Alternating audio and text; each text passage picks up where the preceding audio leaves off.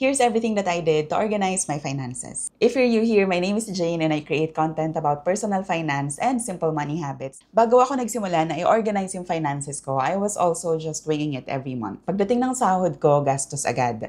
Walang structure, walang sistema. Pag may dumating na bills, binabayaran ko. Kapag may nagyaya sa akin na gumala, sama naman ako. So since hindi naman ako gumagastos sa mga mamahalin na bagay at nababayaran ko naman yung mga bills na dumadating sa akin, I thought I was doing okay.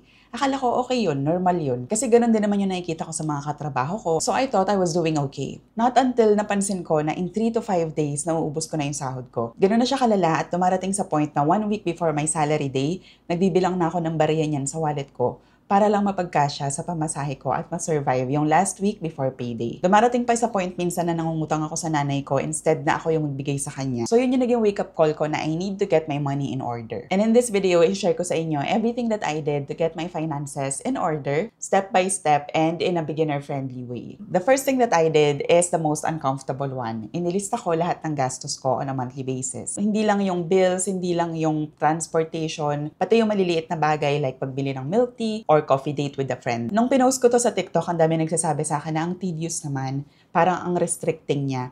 Tsaka paano kapag nag-grocery ka or namamalengke ka. And yes, medyo restricting siya, especially kung unang buwan mo pa lang siya nagagawin. But in a way, it helped me to look at my spending habits. And dun mo talaga makikita kung saan ba talaga napupunta yung salary mo on a monthly basis. You don't have to do this forever, ni hindi mo siya kailangan gawin ng isang buong taon. Kailangan mo lang siyang gawin for a few months habang binibuild mo yung habit mo ng pag-organize ng finances. Also, you don't need to list down everything. Pwede mo naman siyang i-group. For example, groceries, 1,200 or palengke day, 1,500. Number 2, know your bare minimum budget. Hindi pa naman to about financial or lifestyle goals. Pero you need to know kung magkano ba yung bare minimum budget na kailangan mo to survive on a monthly basis. This includes your rent, your commute, your food, your utilities, and other non-negotiables. So for example, kung meron kayong binabayaran na utang at mataas yung interest, isama nyo rin yun. Pero yung mga luho natin, like parcel, shopping, milk tea, huwag na muna nating isama. Kasi nung ginawa ko to, it really opened my eyes na parang ang laki nung nagagastos ko sa mga bagay na hindi ko naman talaga kailangan. Kasi at the time, nagsimula ang sahod ko ng 18,000 pesos. At yung gastusin ko every month is around 10,000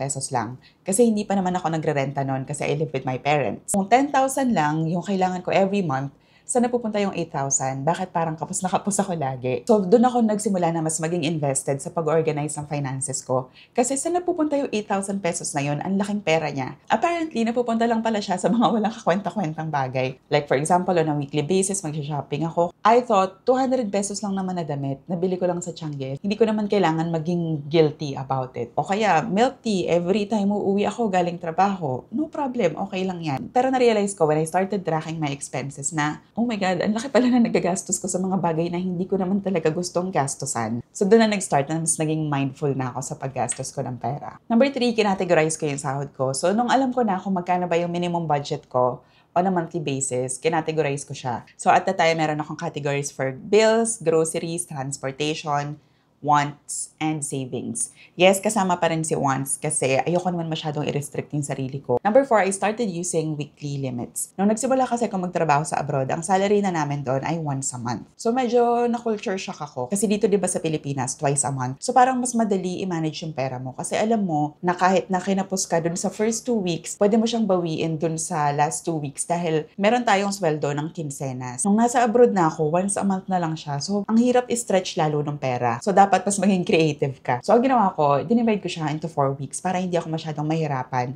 sa pag-manage ng pera ko. So, for example, at the time, ang kinikita ko, let's say, is 6,000 pesos per month. So, instead of treating it like a big amount na kailangan kong i-budget for the whole month, ang ginagawa ko, dinidivide ko siya into 4,000 per week para mas padali siyang i-manage. Yung weekly limit na yon, it gave me structure, better impulse control, at less pressure to splurge after payday. Kasi alam mo na hindi mo kagad pwedeng gastusin to. Kasi kapag first week pa lang, wala ka ng pera, 3 weeks kang pecha de peligro, and mas mahirap yon kasi more chances na makautang ka talaga ng pera sa iba. Step number 5, I started paying myself first. This is something that I ignored for so long kasi akala ko since bunso ako at andyan naman yung parents ko, andyan yung mga kapatid ko, okay lang na wala akong nasisave kasi kapag may nangyari sa akin, andyan naman yung parents ko, andyan naman yung mga kapatid ko. Kumbaga covered ako tapos may HMO pa ako.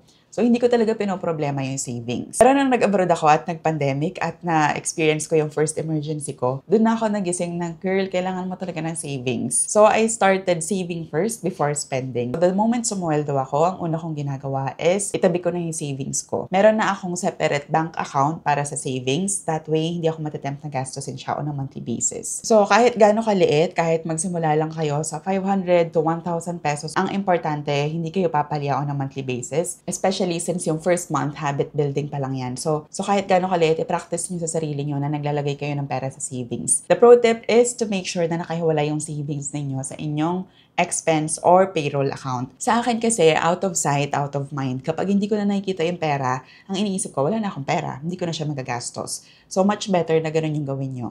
If possible, create a separate bank account for your savings. That way, hindi nyo siya magagastos. At importante din na unahin nyo siya kasi yung iba ginagawa ko ano lang yung matira, di ba?